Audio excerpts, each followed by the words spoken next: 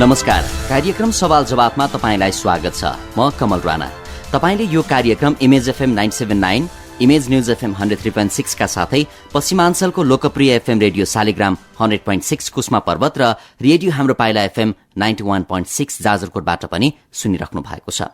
कार्यक्रममा हामी समसामयिक विषयवस्तुमा सम्बन्धित व्यक्ति तथा सरोकारवालासँग छलफल गर्ने गर्छौं र यही क्रममा आज भने अलिकति फरक प्रसंग र फरक विषय, तर जनस्वास्थ्यका लागि अत्यन्तै महत्वपूर्ण विषय, धेरै मान्छेहरू माझमा जानकारीमा नआएको कुरा राख्न चाहन्छु र यसका लागि एकजना अतिथि पनि हाम्रो कार्यक्रममा हुनुहुन्छ। मर्करी अर्थात् अंग्रेजीमा मर्करी र नेपालीमा पारो भन्छौं हामी। यो धातुको विषयमा धेरै मान्छेहरू जानकार छैनन्।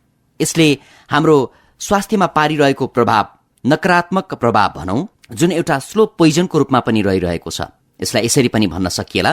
र मर्करी विभिन्न क्षेत्रबाट हाम्रो शरीरमा प्रवेश गरिरहेको छ, जसमा वैज्ञानिकहरूले गरेको अध्ययनले के देखाउँछ भने पोखराको फेवाताल र बेगनास तालमा माछा मार्ने माझीहरूमा मर्करी प्रवेश गरिसकेको छ। यो सँगसँगै धातुजन्य कार्यमा काम गर्ने, सुनमा जलप लगाउने जस्ता काममा चाहिँ सक्रिय कामदारहरूमा पनि मर्करीको प्रवेश भइसकेको भन्ने चाहिँ वैज्ञानिकहरूले तथ्य सार्वजनिक गरेका छन्। र मर्करी शरीरमा प्रवेश गरिसकेपछि मानव स्वास्थ्यमा के कस्ता असरहरू पार्नेछ, यो मर्करी कस्तो किसिमको तत्व हो र मर्करीका विषयमा नेपालको ऐन कानून अथवा नीतिभित्र के कस्ता प्रावधानहरू उल्लेख छन्, अन्तर्राष्ट्रिय स्तरमा यसलाई व्यवस्थापन गर्ने विषयमा के कस्ता समाधानका उपायहरू अवलम्बन गरिएका छन्, यिनै विषयमा कुराकानी गर्नका लागि आज हाम्रो टेलिफोन सम्पर्कमा हुनुहुन्छ जनस्वास्थ्य तथा वातावरण प्रबन्धन केन्द्रका कार्यकारी निर्देशक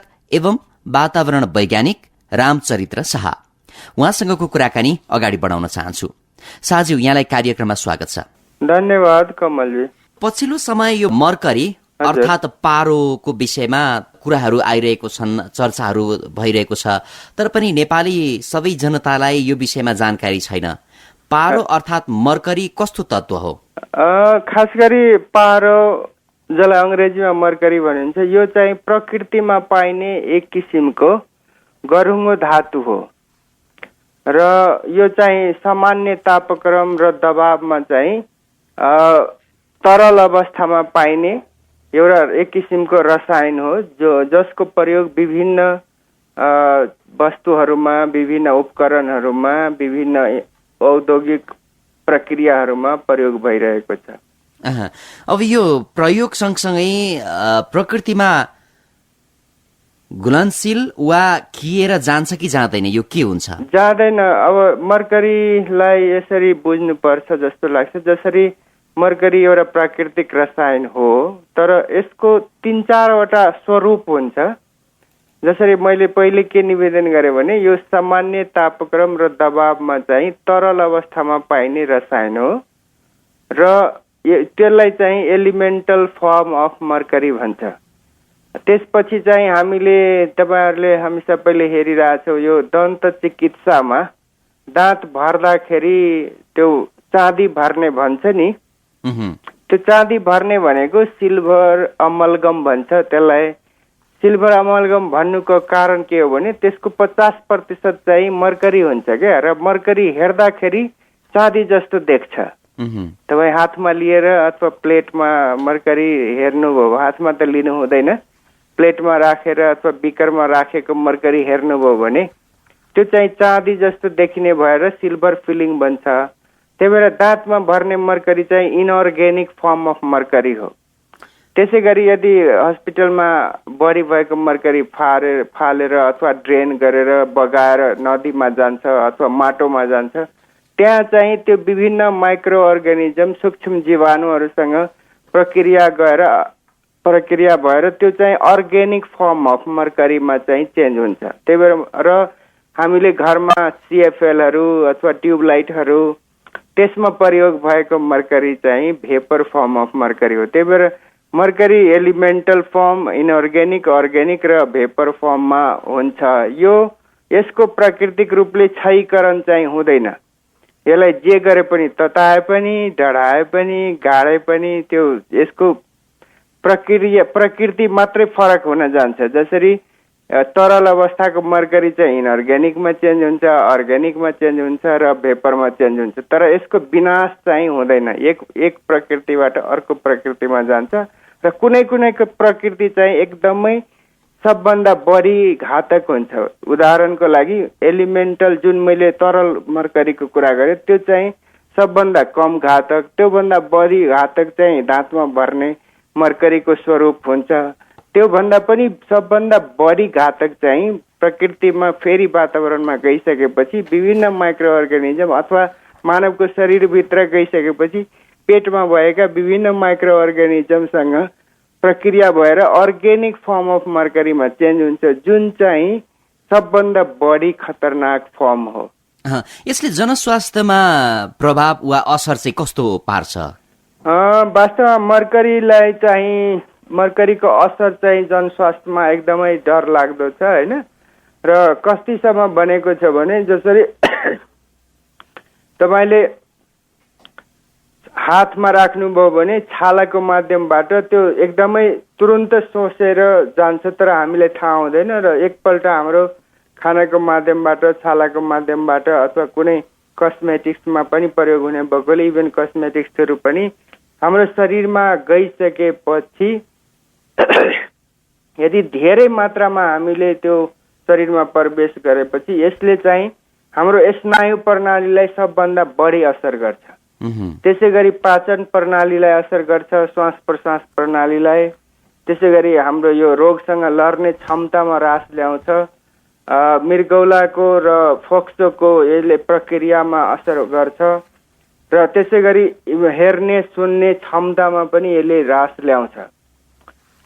कहिलेकाहीँ जसरी तपाईँलाई एउटा कुरा भन्दाखेरि तपाईँले बुझ्ने चाहिँ अर्को मुड स्विङहरू त्यस्तो यसले समस्या ल्याउँछ भने कहिलेकाहीँ त्यो तपाईँलाई चपाउन र निल्न चाहिँ गाह्रो पार्छ। र सबभन्दा यसको चाहिँ असर तपाईँले प्रष्ट रूपमा यो मेटल वर्करहरूकोमा हेर्न सक्नुहुन्छ, जसले चाहिँ मूर्तिमा चाहिँ सुनको जलप लगाइरहेछ। तिनीहरूमा गएर हेर्नुभयो भने उनीहरूको हात चाहिँ कामिरहेको हुन्छ कि र त्यस्तो ट्रिमर इफेक्टहरू, इभन प्यारालाइसिसहरू र इमोसनल इन्स्टेबिलिटीहरू चाहिँ यसले गर्छ। र धेरै मात्रामा विश्व स्वास्थ्य सङ्गठनले यति पनि भनेको छ कि धेरै मात्रामा बच्चा पाउने उमेरका महिलाहरू यदि मर्करीको सम्पर्कमा आएको छ भने उनीहरूको पेटमा भएको बच्चाको वृद्धि विकास चाहिँ एकदमै कम हुन्छ र इभन कहिलेकाहीँ मृत बच्चाहरू पनि जन्मिने हुन्छ। अब यो जनस्वास्थ्यलाई पार्ने प्रभावको कुरा रह्यो। हजुर, अब सबै मान्छेलाई थाहा छैन कि मर्करी केमा हुन्छ अथवा मर्करीबाट हामी अलिकति सुरक्षित हुनु पर्यो भने कस्ता किसिमका सामग्रीहरूबाट त्यो चलाउँदाखेरि अथवा त्यसको प्रयोगमा हामीले सावधान हुने भन्ने कुराहरू धेरै मान्छेलाई जानकारी कम छ। एकदमै जसरी मर्करी पाइने धेरै जस्तो यसको स्रोतहरू अथवा प्रयोगहरूको कुरा गर्दाखेरि हाम्रो देशको नेपालको परिप्रेक्ष्यमा मर्करीको प्रयोग चाहिँ स्वास्थ्य सेवामा चाहिँ धेरै छ। स्वास्थ्य सेवामा भनिराख्दाखेरि मैले के भन्न खोजिरहेको छु भने जसरी स्वास्थ्य सेवामा मर्करीमा आधारित उपकरणहरू जसरी थर्मोमिटर भयो अथवा रक्तचाप नाप्ने यन्त्र भयो अथवा दाँतमा मर्करी फिलिङ गर्छ भने त्यसको कम्पोजिसनको 50% मर्करी हुन्छ। त्यही भएर र त्यसमा अरू ब्याट्रीहरू विभिन्न उपकरणहरूमा स्वास्थ्य सेवामा धेरैभन्दा धेरै मर्करी बेस उपकरणहरू प्रयोग भइरहेको छ र इभन दन्त चिकित्सामा झनै बढी प्रयोग भइरहेछ। एउटा सेक्टर त्यो। त्यसै गरी अर्को चाहिँ यो ऊर्जाको क्षेत्रमा यो CFLहरू अथवा ट्युबलाइटहरू त्यसमा पनि धेरै प्रयोग छ। त्यसै गरी अर्को चाहिँ उद्योगको क्षेत्रमा चाहिँ मेटल प्लेटिङहरू, यो तपाईँ ललितपुर, भक्तपुर र काठमाडौँमा धेरै जस्तो ठाउँमा तपाईँले मूर्तिहरूमा चाहिँ सुनको जलप लगाउने काम गर्छ र त्यो जलप लगाउने क्रममा चाहिँ सुनलाई मर्करीमा घुलाउँछ। घुलाएपछि त्यसलाई फेरि त्यो ब्रसले चाहिँ मूर्तिमा लगाउँछ र त्यो फेरि मर्करी उडाउनलाई चाहिँ त्यसलाई तताउँछ र यो सुनको जलप लगाउने क्रम जति पनि चल्छ नि मर्करीलाई सुनलाई घुलाउनदेखि लिएर लगाउने र फेरि मर्करीलाई तताएर उडाउने क्रममा तीनटै अवस्थामा चाहिँ मानिस कामदारहरू चाहिँ एकदमै बढी मात्रामा प्रभावित भइरहेको चाहिँ हामीले हेरेका छौँ। त्यही र यी सबै प्रक्रियाहरूबाट हस्पिटलको वेस्ट मर्करीजन्य फोहोर नदी नालामा तालतलैयामा फालेको खण्डमा अथवा त्यहाँ मिसिएको खण्डमा र त्यसै गरी यो मेटल प्लेटिङ वर्करहरू त्यहाँबाट बाहिरी वातावरणमा निस्केको खण्डमा इभन हामीले पोखराको बेगनास ताल र फेवातालको इभन माछामा मर्करी छ, त्यसमा आधारित माझी समुदायको शरीरमा अन्तर्राष्ट्रिय रूपमा पाइने अथवा मान्यता प्राप्त जुन मापदण्डहरू छ त्योभन्दा धेरै मात्रामा अत्यधिक मात्रामा माझी समुदायको शरीरमा त्यसै गरी सुनको जलप लगाउने कामदारको शरीरमा एकदमै धेरै मात्रामा मर्करी प्रवेश गरिसकेको छ र उनीहरूमा असरहरू चाहिँ इभन यो सुनको जलप लगाउने मानिसहरूमा त इभन तपाईँले गएर अहिले पनि ललितपुरको सर्टेन ठाउँमा जानुभयो भने तपाईँ हेर्न सक्नुहुन्छ मानिसहरू हात कामिरहेको अथवा एकदमै ट्रिमर इफेक्ट चाहिँ एकदमै आँखाले हेर्न सक्ने अवस्थाहरूको पेसेन्टहरू पनि छ। जस्तो तपाईँले नै भनिदिनु भयो जस्तो पोखराको फेवाताल र बेगनास तालका माझीहरूमा मर्करीको मात्रा बढेको छ, सुनको जलप लगाउने कामदारहरूमा पनि बढेको छ। हजुर, यो सुनको जलप लगाउने कामदारहरूले त मर्करीसँगै यो काम गर्दाखेरि उनीहरूमा त्यसको प्रभाव पर्यो भनौँला। हजुर, तर यो फेवाताल बेगनास तालमा माछा मार्ने माझीहरूमा चाहिँ कसरी प्रवेश गर्यो?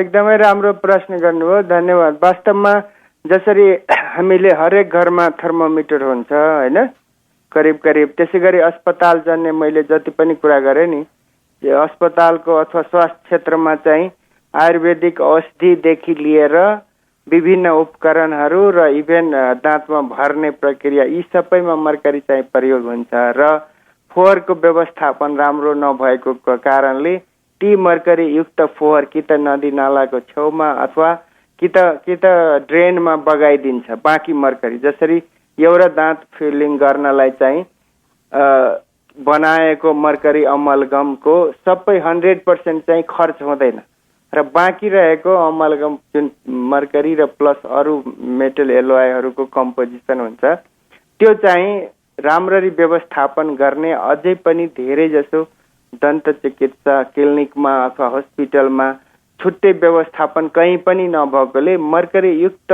फोहोर चाहिँ नदी नालामा प्रवेश पाइरहेको छ र त्यही कारण अर्को चाहिँ फेवाताल र बेगनासतालको केसमा हेर्दाखेरि यो मर्करी युक्त विषादीहरूको पनि प्रयोग कुनै कालमा भएको थियो र त्यो चाहिँ ड्रेन भएर त्यहाँ आएको हुन सक्छ। र यसरी हेर्दाखेरि माछामा चाहिँ मर्करी जम्मा भयो, सानो माछामा थोरै हुन्छ, त्यसलाई खाने ठुलो माछामा त्योभन्दा बढी मर्करी भयो।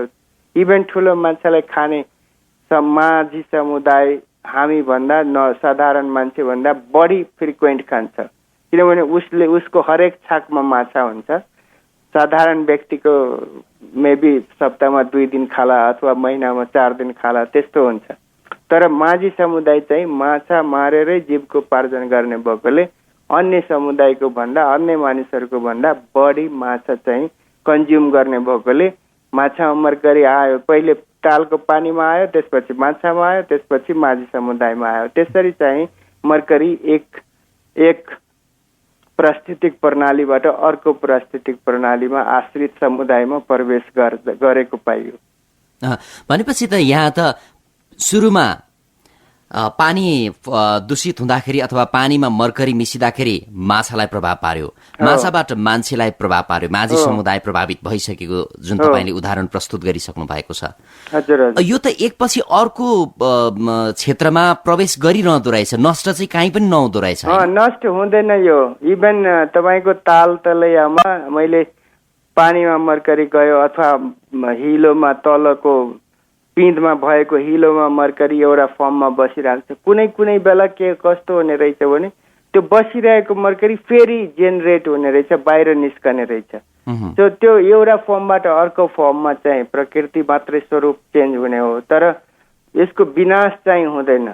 तपाईँले यो मेटल प्लेटिङकै यो सुनको जलप लगाउने ठाउँमा जानुभयो भने त्यो काम गर्नेमा जलप बनाउनदेखि लिएर लगाउने र तताउने प्रक्रियामा चाहिँ मर्करी धेरै भ्यापरको फर्ममा चेन्ज हुन्छ क्या, उडेर जान्छ। तर उडेर गएपछि किनभने मर्करी जहिले पनि एकदमै गरौँ हो र त्यो चाहिँ त्यहीँको हावामा फेरि त्यहाँ तल आएर माटोमा मिसिन्छ, फेरि प्रक्रिया हुन्छ र जहाँ बनाइन्छ त्यहाँ मात्रै चाहिँ मर्करी बस्दैन, टाढा टाढासम्म चाहिँ धेरै धेरै समयसम्म रहिरहेको छ। त्यसले त वरिपरिको मान्छेलाई पनि त प्रभाव पार्यो नि, होइन? एकदमै पार्छ। भनेपछि यो श्वास प्रश्वासको माध्यमबाट पनि छिर्न सक्छ शरीरमा? एकदमै छिर्न सक्छ। अर्को माध्यम, अरू अब खानाको माध्यमबाट पनि छिर्यो भने मान्छेको शरीरमा गयो, होइन? भनेपछि जुनसुकै माध्यमबाट, जसरी काम गर्ने बेलामा चाहिँ मर्करी हातले चलाइरहेको पनि छ, त्यसबाट छालाको माध्यमबाट यो चाहिँ सिधै पार गर्छ, होइन? त्यसपछि ब्लड स्ट्रिममा गएर शरीरको विभिन्न अङ्गहरूमा चाहिँ गएर असर गर्न थाल्छ। यसको चाहिँ टार्गेट साइटहरू लङ्स, किडनी, रिप्रोडक्टिभ प्रजनन प्रणालीमा यसले असर गर्छ। भनेपछि त यसको यो सर्ने अथवा यसले प्रभाव पार्ने माध्यम जुनसुकै पनि हुँदो रहेछ, खाँदा पनि हुने, छुँदा पनि हुने, अहिले आएर इभन कस्मेटिक्सहरू जुन छ नि, छाला गोरो पार्ने कस्मेटिक्सहरू, गोरो पार्नेको मेन एउटा कम्पोजिसन चाहिँ मर्करी हो। त्यसले पनि त्यसमा पनि हामीले गरेको थियौँ केही वर्ष अगाडि अध्ययन, होइन? इभन नेपालमै बिक्री वितरण भइरहेको, आयात भएर बिक्री वितरण भइरहेको छाला गोरो पार्ने क्रिमहरूमा पनि मर्करी छ, पाइएको छ। भनेपछि मान्छे सुन्दर हुनका लागि क्रिम प्रयोग गरिरहेका छन्, युज गरिरहेका छन्, तर त्यसको नकारात्मक प्रभाव पनि उनीहरूले भोग्नु परिरहेको छ। एकदमै त्यो नजानिदो पाराले त्यसको असर चाहिँ भइरहेको छ। र त्यसो भने त यो मर्करी व्यवस्थापन अत्यन्तै जटिल देखियो नि? एकदमै जटिल छ, एकदमै प्राविधिक दृष्टिकोणले पनि एकदमै जटिल छ, ठुलो समस्या छ। अब यसरी झट्ट हेर्दाखेरि म मर्करीसँग धेरै वर्ष भयो काम गरिरहेको, मलाई केही भएको छैन भनेर पनि तपाईँलाई आउँछ त्यस्तो प्रसङ्गहरू। तर बाहिरबाट देखेर तपाईँले लक्षण देखेर तपाईँले मर्करीबाट केही असर परेको नदेखिए पनि भित्र तपाईँको शारीरिक रूपले धेरै प्रभाव पारिसकेको हुन्छ त्यसले। यसको समाधानका विकल्पहरू वैज्ञानिकहरूले केही खोजेका छन्?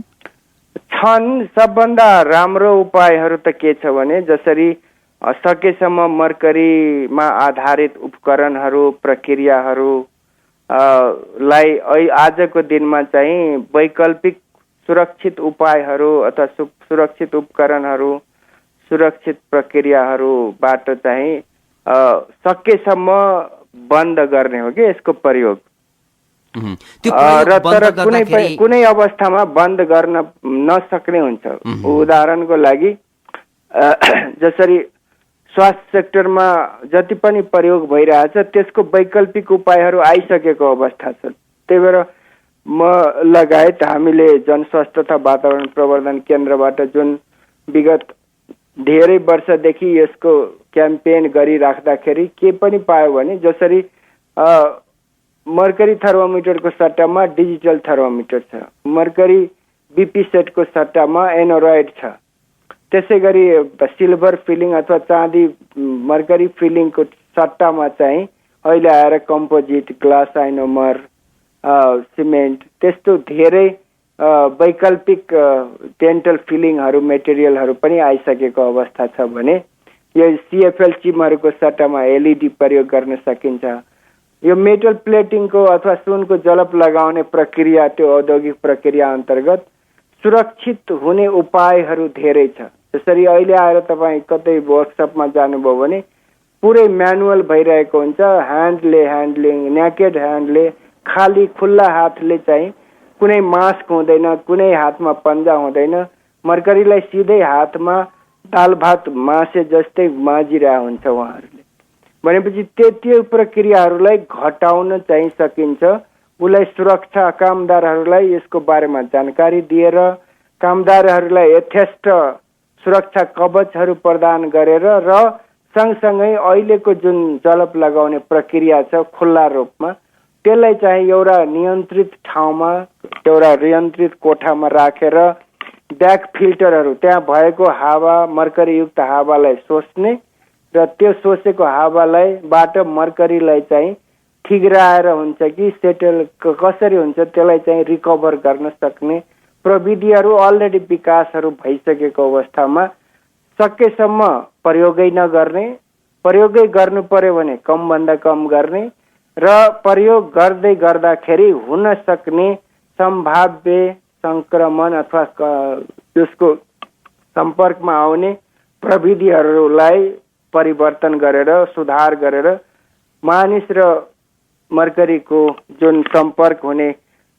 ठाउँहरू छ, अवस्थाहरू छ, त्यसलाई चाहिँ प्राविधिक हिसाबले चाहिँ नियन्त्रण गर्न सक्ने धेरै उपायहरू छन्, जसको अवलम्बन चाहिँ सबै सम्बन्धित निकायले गर्नुपर्छ। सरकारी निकायहरूले यसलाई प्रभावकारी रूपले विकास गरेर कार्यान्वयन गर्नुपर्छ। अब यो त अलिकति नीतिगत कुरा पनि तपाईँले उठाउनु भयो होइन। अब स्वास्थ्य क्षेत्रदेखि लिएर विभिन्न क्षेत्रमा मर्करीको प्रयोग बढिरहेको छ, त्यसको प्रभावका विषयमा धेरै मान्छेहरू जानकार छैनन्।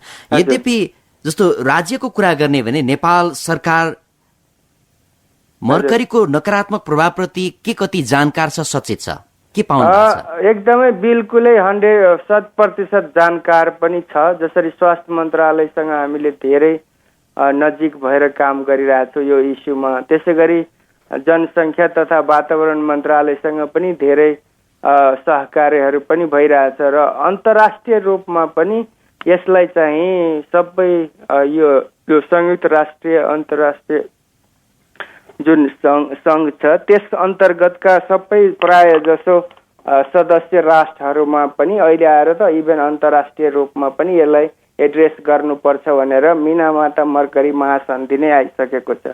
तर मैले यहाँ भन्नु पर्दाखेरि जसरी यी क्याम्पेनहरू स्वास्थ्य क्षेत्रमा धेरै जसो प्रयोगहरू भइरहेको कुराहरू गरिराख्दाखेरि सम्बन्धित निकायहरूसँग काम गरिराख्दाखेरि सबभन्दा 2-3वटा एकदमै महत्त्वपूर्ण निर्णय जुन गरेको छ नेपाल सरकारले, जसरी स्वास्थ्य मन्त्रालयले 2013 सालमै सचिव स्तरीय निर्णय के गरेको छ भने स्वास्थ्य सेवामा चाहिँ मर्करीयुक्त उपकरणहरूको आयात, खरिद र प्रयोगलाई प्रतिबन्ध गरेको छ र फलस्वरूप धेरै जसो अस्पतालमा यदि आज जानुभयो भने मर्करी थर्मोमिटर एकदमै नगण्य मात्रामा प्रयोग भएको पाउनुहुन्छ। बिल्कुलै चाहिँ जिरो भइसकेको छैन, तर प्रायमा चाहिँ डिजिटल थर्मोमिटरमा गइसकेको छ, प्रायमा चाहिँ एनोरोइडमा गइसकेका छ। अलि धेरै बाँकी भएको ठाउँ चाहिँ स्वास्थ्य सेवामा चाहिँ दन्त चिकित्सामा चाहिँ अझै पनि मेबी 50%मा मर्करी फिलिङ अझै पनि भइरहेको छ र त्यसलाई चाहिँ सम्भवतः आउँदा दिनहरूमा सम्बन्धित निकायहरूले सम्बन्धित जसरी नेपाल डेन्टल एसोसिएसन चिकित्सक सङ्घ नै छन्, उहाँहरूले चाहिँ बिस्तारै यसलाई फेज डाउन गर्ने क्रममा छन् र यसरी एउटा सेउरा सेक्टरबाट घटाउँदै लग्यो भने भोलि मर्करी मुक्त नेपालको परिकल्पना गर्न सकिन्छ। एउटा पाटो त्यो भयो। त्यसै गरी यो जनसङ्ख्या तथा वातावरण मन्त्रालय चाहिँ मिनामाता मर्करी महासन्धिको चाहिँ 2013 अक्टोबरमा चाहिँ हस्ताक्षरै गरिसक्यो। हस्ताक्षर गरे 2013 अक्टोबर 10 तर आजको यो करिब झन्डै 4 वर्ष बितिसक्दा पनि अनुमोदन गर्ने प्रक्रिया चाहिँ विभिन्न कारणवश, अब त्यो नेपालमा कारण भनेको अब धेरै नै हुन्छ, त्यसमा पनि एउटा चाहिँ यो राजनीतिक कारण अथवा हाम्रो जुन अस्थिरताको कारण छ त्यो पनि एकदमै ठुलो रोल खेलेको छ। यो धेरै टाइम लागिरहेको छ अनुमोदनमा। र यो मिनामाता मर्करी महासन्धिमा चाहिँ के उल्लेख गरिएको छ? त्यसमा के उसको अब्जेक्टिभ के हो भने उद्देश्य त्यो मिनामाता मर्करी महासन्धिको मुख्य अब्जेक्टिभ भनेको यो जति पनि एन्थ्रोपोजेनिक मानव निर्मित जुन समस्याहरू छ नि, यो प्रक्रियाहरू जुन हामीले कुरा गर्दैछौँ, जसरी कस्मेटिक्समा भयो अथवा विभिन्न उपकरणमा भयो, त्यसै गरी फोहोर जलाउँदा भयो, फोहोर फाल्दा भयो, अथवा औद्योगिक प्रक्रियाहरू मेटल प्लेटिङ गरिराख्दा भयो, यी सबै प्रक्रिया अथवा मानव सृजित जति पनि सब मर्करीको स्रोतहरू छ त्यसबाट पर्ने वातावरणीय असर र स्वास्थ्यमा पर्ने असरलाई न्यूनीकरण र निर्मूलीकरण गर्नुपर्छ भनेर मिनामाता महासन्धिको मुख्य उद्देश्य छ र त्यसमा विभिन्न 35वटा आर्टिकलहरू छ, जसमा चाहिँ स्रोतदेखि लिएर ट्रेड र इम्प्याक्ट असेसमेन्ट त्यो सबै कुराहरू त्यसमा समावेश छ र जसको चाहिँ नेपाल सरकारले पनि हस्ताक्षर गरिसकेको अवस्था छ, अनुमोदन गर्ने प्रक्रियामा छ।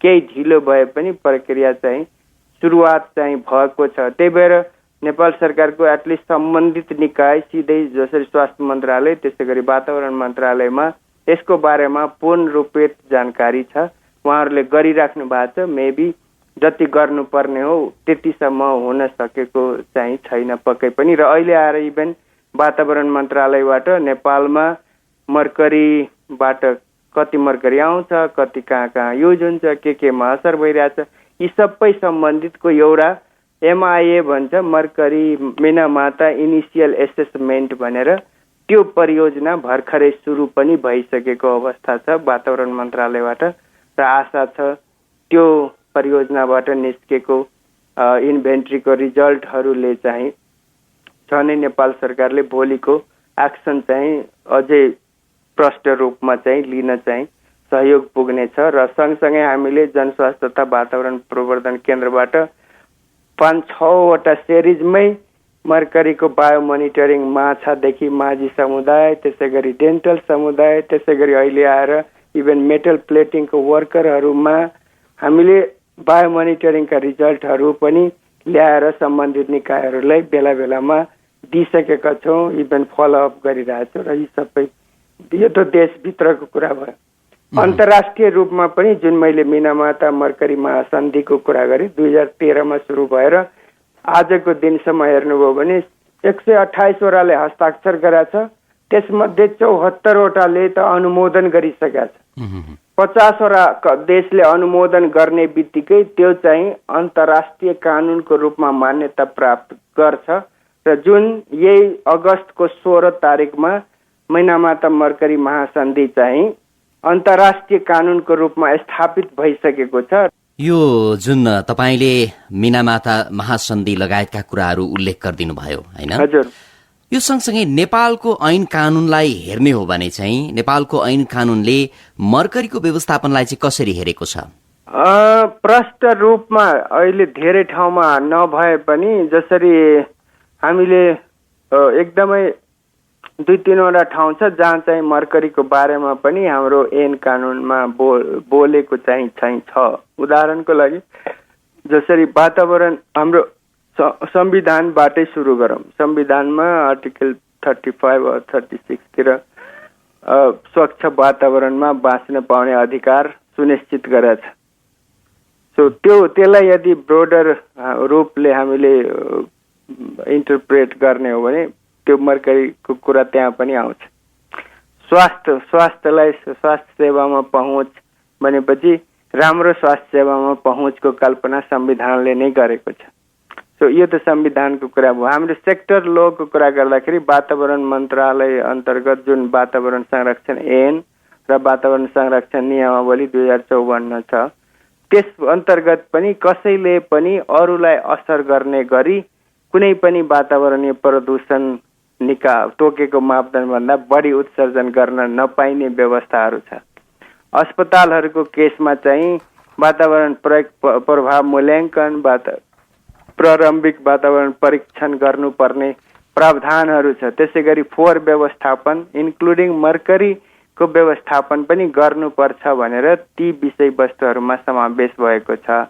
र हिजो मात्रै पनि हामीले के पनि थाहा भयो भने वातावरण मन्त्रालयबाट यो घातक फोहोर मैला व्यवस्थापनको लागि निर्देशिका रेगुलेसन नियमावली पनि ल्याउन लागेको छ र त्यसमा पनि मर्करी चाहिँ समावेश भएको पाइन्छ। त्यही भएर बिल्कुलै कानुन रूपमा बिल्कुलै छैन भनेर चाहिँ भन्न सक्ने ठाउँ छैन, तर अझै प्रष्ट रूपमा अझै मुख्य मुद्दाको रूपमा चाहिँ उठाउनु पर्छ। सम्बन्धित ऐन कानुनमा पनि समावेश गर्दै लानु पर्ने जरुरी चाहिँ छ। अन्तर्राष्ट्रिय स्तरमा चाहिँ यस सम्बन्धी त्यस्ता नीतिहरू बनेका छन्? अन्तर्राष्ट्रिय रूपमा त मैले त्यही नै भने, विभिन्न कन्ट्रीमा आफ्नो किसिमको मापदण्डहरू छ। विभिन्न कन्ट्रीहरूको यो जुन संयुक्त राष्ट्रिय सङ्घ छ नि, त्यसले नै संयुक्त राष्ट्र सङ्घलेको अम्ब्रेला अथवा उहाँहरूको छत अन्तर्गत नै यो विश्वव्यापी रूपमा मर्करीको असर जुन भइरहेको थियो त्यसलाई एड्रेस गर्ने गरी, ती मुद्दाहरूलाई समाधान गर्ने गरी नै महासन्धि नै अलरेडी बनाइसकेको अवस्था छ। इभन त्यो महासन्धि अन्तर्राष्ट्रिय कानुन मान्यता पनि प्राप्त गरिसकेको अवस्था छ र त्यसमा भएका प्रोभिजनहरू चाहिँ हरेक पक्षधर राष्ट्रहरूले चाहिँ मान्य गर्नै पर्छ, कार्यान्वयन गर्नै पर्छ। नेपाल पनि अहिले आजसम्मको दिनमा त पक्षधर राष्ट्र बनेको छैन, प्रक्रिया अन्तर्गत छ र भोलि चाँडोभन्दा चाँडो पक्षधर राष्ट्र बन्नुपर्छ भनेर हामीले पनि माग गरिरहेछौँ, पुश गरिरहेछौँ, इभेन सहयोग पनि गरिरहेछौँ। कसरी यसलाई चाँडोभन्दा चाँडो अनुमोदन गराउनेतर्फ हामी सबै जुटेर के गर्न सकिन्छ गर्ने प्रक्रियालाई हामीले बाहिरबाट पनि सहयोग गरिरहेको कारणले भोलि नेपाल पनि पक्षधर राष्ट्र बन्नुपर्छ र बनेको खण्डमा त्यहाँ भएका प्राविधिक र आर्थिक सहयोगहरू प्राप्त गर्नको सँगसँगै मर्करी व्यवस्थापनमा चाहिँ ठुलो फर्को मार्न सक्ने अवस्थाहरू चाहिँ छ र गर्नु पनि पर्छ जस्तो लाग्छ। जस्तो सरकारले गत वर्ष वातावरण संरक्षण ऐन 2073 अन्तर्गत रहेर बालबालिकाले प्रयोग गर्ने खेलौनामा हुने गरौं धातु लिड लगायतका अन्य रासायनिक पदार्थको मापदण्ड तोकेको थियो। त्यसमा इभन मर्करीको पनि मात्रा छ, यो पनि त्यही भित्र पर्यो हैन त? त्यहाँ मर्करीको पनि मात्रा तोकेको छ। सो त्यो पनि एउटा राम्रो अवस्था हो। इभन त्यसै गरी फोहोर मैला अस्पतालहरूमा फोहोर मैला जलाउने भस्मीकरण यन्त्रको मापदण्ड पनि तोकेको छ र त्यसमा पनि मर्करीको मात्रा चाहिँ मापदण्डमा समावेश छ। अर्को चाहिँ यो विभिन्न ठाउँहरूबाट उद्योगहरूबाट निस्कने जुन तरलजन्य फोहोर छ त्यसको इफ्लुएन्ट स्ट्यान्डर्डमा पनि कुनै कुनैमा चाहिँ मर्करीको चाहिँ मात्रा चाहिँ तोकेको अवस्था चाहिँ छ। खाली अहिले हामीलाई चाहिन्छ यो एकदमै प्रष्ट रूपमा छुट्टै नीतिहरू, त्यो छुट्टै गाइडलाइनहरू आउनुपर्छ र भएका कुराहरूलाई सबै मिलेर प्रभावकारी रूपले र खास गरी सम्बन्धित निकायले चाहिँ प्रभावकारी रूपले कार्यान्वयन, अनुगमन, मूल्याङ्कन गर्नुपर्ने अवस्था चाहिँ छ। तपाईले छुट्टै नीति नियम, एउटा गाइडलाइन चाहिन्छ भनेर जोड दिइरहँदाखेरि सरकारको तर्फबाट पहल भइरहेको कुरा चाहिँ राख्नुभयो। यद्यपि तपाईहरूले अथवा हामी सबैले चाहिरहे अनुसारको यो नीति नियम के कति अवस्थामा चाहिँ आउन सक्छ अथवा सरकारको तयारीलाई हेर्दा तत्काल ल्याउन सक्ने अवस्था छ कि छैन? अब वास्तवमा त्यो नेपालमा अलिकति यो प्रक्रियाहरू अथवा नीति नियम ऐन कानुनहरू बनाउने प्रक्रिया चाहिँ अलि समय लाग्ने अवस्थाहरू चाहिँ रहिआएको छ। त्यो विभिन्न कारणले हुन सक्छ हैन, तर सुरुवात भएपछि हामीले आशा चाहिँ गर्न चाहिँ पर्छ, पोजिटिभ थिङ्किङ गर्नुपर्छ। अब चाँडै चाहिँ आउने अपेक्षा चाहिँ हामी गरौँ। सुरुवात भइसकेको अवस्थाहरू छ र पक्कै पनि त्यतातर्फ हामी सबै मिलेर सम्बन्धित निकायहरूलाई घचघचाइराख्दाखेरि आवश्यक सहयोग पनि गरिराख्दाखेरि चाँडोभन्दा चाँडो आउँछ भन्ने अपेक्षा चाहिँ गरौँ। स्वास्थ्य संस्था लगायत अन्य विभिन्न क्षेत्र, औद्योगिक क्षेत्रहरूमा प्रयोग भइरहेको मर्करी व्यवस्थापनको कुरामा त्यति ध्यान दिएको देखिँदैन, जसले मानवीय स्वास्थ्यमा प्रभाव पारिरहेको अवस्थामा ती सम्बन्धित संघ संस्थाहरू अथवा निकाय भनौँ त्यस क्षेत्रका व्यक्तिहरू चाहिँ यस सम्बन्धी के कति सचेत भएको तपाईँले पाउनु भएको छ? जस्तो अस्पतालकै कुरा गरौँ, पक्कै पनि मतलब यो अहिले आएर बढ्दो शहरीकरण र बढ्दो यो विश्वव्यापी रूपको नयाँ इमर्जिङ इस्युहरूको रूपमा हेर्दाखेरि राष्ट्रिय रूपमा पनि यसको बारेमा सचेतना चाहिँ धेरै बढेर गएको छ। अन्तर्राष्ट्रिय रूपमा त कन्भेन्सन नै आइसकेको अवस्था छ। त्यही भएर यी कुराहरू धेरै पटक अब छलफलहरूमा आइसकेको छ। पत्र पत्रिकाहरूमा हामीले गरेका अनुसन्धानहरू, अरू सङ्घ संस्थाहरूले गरेका अनुसन्धानहरू बेला बखतमा धेरै पहिलेको भन्दा धेरै मात्रामा आइरहेछ। तपाईँको इमेज एफएमबाट पनि यी कुराहरू गरिराख्दाखेरि बढीभन्दा बढी मान्छेहरूको माझ यो मेसेज चाहिँ पुग्छ भनेर हामी अपेक्षा चाहिँ गरौँ।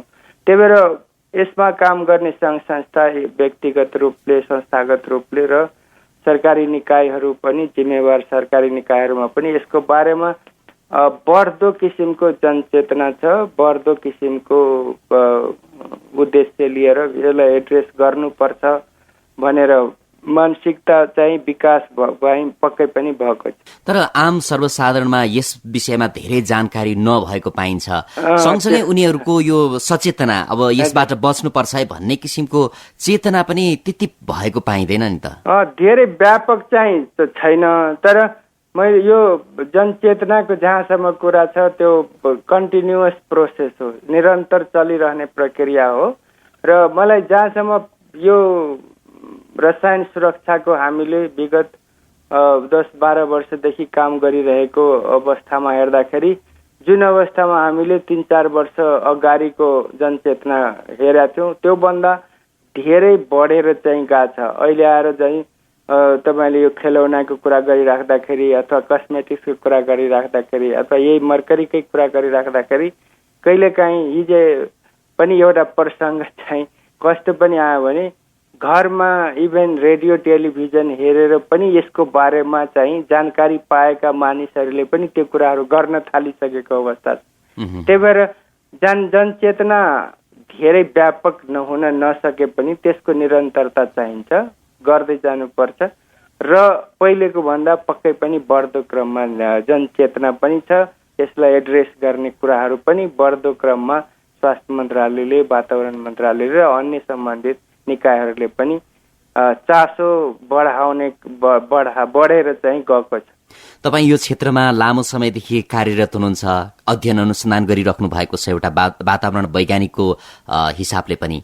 हजुर, यो अवस्थालाई हेर्दाखेरि अब यो मर्करीको मात्रालाई हेर्ने हो भने अब नेपाल जोखिममा छ भनिरहँदाखेरि हामी के कति जोखिममा छौँ र अब हामीले यसबाट जोगिनका लागि हैन कस्तो किसिमका कार्यहरू चाहिँ अवलम्बन गर्न आवश्यक देख्नुहुन्छ?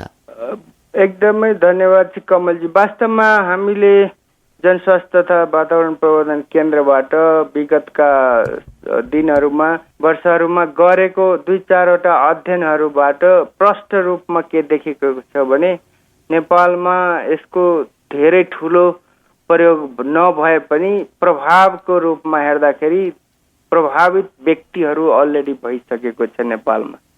र त्यसलाई हेर्दाखेरि दुईटा मात्रै इक्जाम्पल मैले दिन खोजेँ। जसरी हामीले फेवातालको वरिपरिको माझी समुदायमा मर्करीको अध्ययन गर्दाखेरि 15 जना मध्ये 8 जनामा चाहिँ 1 ppm भन्दा धेरै थियो। 53% माझी समुदायको शरीरमा चाहिँ अन्तर्राष्ट्रिय रूपमा मान्यता मापदण्ड भन्दा अत्यधिक मात्रामा मर्करी मान्छेको शरीरमा पाइसकेको छ। त्यसै गरी भर्खरै यो 2016मा हामीले मेटल प्लेटिङ सुनको जलप लगाउने कामदारहरूको शरीरमा मर्करीको बारेमा अध्ययन गर्दाखेरि त झनै 75% कामदारहरूमा विश्वव्यापी रूपमा तोकेको मापदण्ड भन्दा बढी मर्करी छ र धेरै मात्राहरू पनि अत्यधिक मात्राको कुरा गर्दाखेरि त त्यो झनै डर लाग्दो छ। त्यही भएर नेपालमा थोरै सानो देश छ, थोरै मर्करीको खपत भए पनि यसबाट पर्ने प्रभावहरूको यदि मात्रा हेर्ने हो भने एकदमै अत्यधिक छ। त्यही भएर राष्ट्रले चाहिँ यो मुद्दालाई चाहिँ प्राथमिकता दिएर चाहिँ तुरुन्तै समाधानको बाटोहरू पहिलाउन चाहिँ जानुपर्छ र यतातर्फ चाहिँ इभेन तपाईँको रेडियो मार्फत मैले सबै सम्बन्धित निकायहरू र खास गरी वातावरण मन्त्रालय, स्वास्थ्य मन्त्रालय र तद अन्तर्गतका विभागहरूलाई पनि तपाईँको रेडियो मार्फत पनि पुनः आग्रह गर्छु। यति धेरै कुरा गरिसकेपछि हामी कार्यक्रमको अन्त्यमा आइपुगेका छौँ। यद्यपि अन्त्यमा तपाईँलाई म के सोध्न चाहन्छु भने हजुर, यो मर्करीको प्रभाव पर्दै जाँदाखेरि मानव स्वास्थ्यमा पनि यसको असर पर्यो, मानिसको शरीरमा मर्करी देखियो। अब त्यो मानिसबाट चाहिँ फेरि अरू क्षेत्रमा प्रभाव कसरी पर्छ अथवा त्यो मानिसबाट मानिसलाई पनि प्रभावित हुने काम हुन्छ कि के हुन्छ? एकदमै हुन्छ। यदि आमाको शरीरमा मर्करी कन्टामिनेसन छ भने त्यसले पाउने बच्चा, मैले जुन असरको कुरा गरेको थिएँ, कि त त्यो बच्चा पूर्ण विकसित हुँदैन कि त मृत पैदा हुन्छ। भनेपछि अपाङ्ग बच्चा, सुस्त बच्चा जन्मिने अवस्थाहरू रहन्छ। त्यही कुराहरू गाई बस्तुमा पनि हुन्छ, त्यही कुराहरू रुख बिरुवाहरूमा पनि जति हुनुपर्ने हो त्यति पोटेन्सियल अथवा त्यति राम्रा चाहिँ हुँदैनन्। एक व्यक्तिबाट अर्को व्यक्तिमा चाहिँ सर्छ कि सर्दैन? त्यसरी सर्दैन। त्यो कन्ट्याक्टको हिसाबले अथवा छाला एक पिढीबाट अर्को पिढीमा आमा बुवामा कन्टामिनेसन छ भने बच्चामा चाहिँ सर्छ, तर एक व्यक्तिमाबाट अर्को व्यक्तिमा हात मिलाएर अथवा श्वास प्रश्वासको माध्यमबाट सर्दैन। त्यो मर्करीबाट असर परेको व्यक्तिको यदि मृत्यु भयो भने त्यो व्यक्तिलाई त अब हामीले हाम्रो संस्कार अनुसार अन्त्येष्टि डराउने हो। त्यो एक्ज्याक्टली राम्रो कुरा उठाउनु हो। वास्तवमा यो पशुपति आर्यघाटमा क्रिमेटोरिया पनि बनाएको छ होइन, र तपाईँ यदि तपाईँको दाँतमा 4वटामा मर्करी फिलिङ गर्नुभएको छ होइन, चाँदी भर्ने भन्छ, मर्करी फिलिङ भएको छ, र तपाईँको दाह मृत्यु पश्चात यदि कसै व्यक्तिलाई दाह संस्कार गर्दाखेरि जलाइन्छ भने त्यो मर्करी फेरि इभ्यापोरेट भएर वातावरणमा आउँछ। अनि जमिनमा गाड्दा चाहिँ जमिनमा पनि लिच हुन्छ। भनेपछि यो त कहीँ कतै नष्ट नहुने रहेछ। एकदमै हुँदैन। हजुर हुन्छ, यो समय उपलब्ध गराइदिनु भयो, त्यसमा पनि महत्त्वपूर्ण जानकारी र आफ्नो विचार राखिदिनु भयो, यसको लागि तपाईँलाई धेरै धेरै धन्यवाद। धन्यवाद चाहिँ कमलजी र इमेज एफएमलाई पनि यस्तो एकदमै गहनशील विषयवस्तुमा र हामीले जनस्वास्थ्य तथा वातावरण प्रवर्धनबाट गरेका केही अनुसन्धानहरूको नतिजाहरू पनि तपाईँहरू समक्ष तपाईँको रेडियो मार्फत आम जनता समक्ष पुर्याउने प्रयासमा सहयोग गर्नुभएकोमा तपाईँलाई पनि धन्यवाद। हवस् त, यसका साथै आजको कार्यक्रमको निर्धारित समय सकिसकेको छ। आजको कार्यक्रममा हामीले वातावरणमा मर्करी अर्थात् पारोले पारिरहेको प्रभावका विषयमा कुराकानी गर्यौं। जनस्वास्थ्य तथा वातावरण प्रवर्धन केन्द्रका कार्यकारी निर्देशक एवं वातावरण वैज्ञानिक रामचरित्र शाहसँग। उहाँसँगको यो कुराकानीसँगै यो कार्यक्रम सुन्नुहुने तपाईँ सम्पूर्णलाई धेरै धेरै धन्यवाद दिन चाहन्छु र प्राविधिक मित्र अनिशलाई पनि धन्यवाद दिँदै म कमल राणा आज्ञा चाहन्छु। नमस्कार।